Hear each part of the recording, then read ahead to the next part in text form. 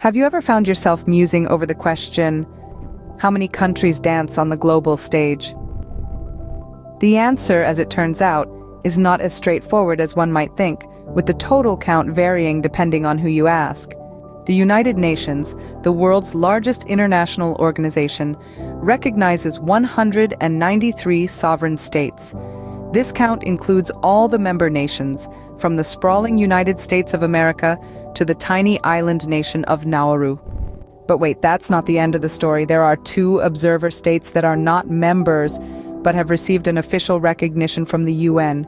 These are the Vatican City, the smallest internationally recognized independent state in the world by both area and population, and Palestine, a recognized state in the Middle East aspiring for more comprehensive international acceptance. When we add these 2, our total climbs to 195.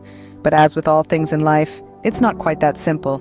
There are a few more entities around the globe that declare themselves as independent nations, but don't have the widespread recognition. Entities such as Kosovo and Taiwan, for instance, consider themselves sovereign, but are not recognized by the United Nations. If we include such regions in our count, the number of countries rises to about 206.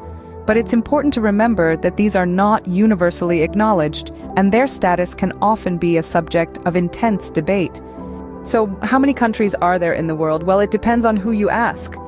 The United Nations would tell you there are 193. Add in the observer states and you get 195.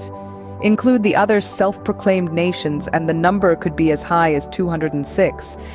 In conclusion, the number of countries in the world is a complex question with no single definitive answer.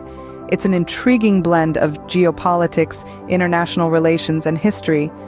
But for a simple, widely accepted answer, 193, the number of UN member states, is a good place to start.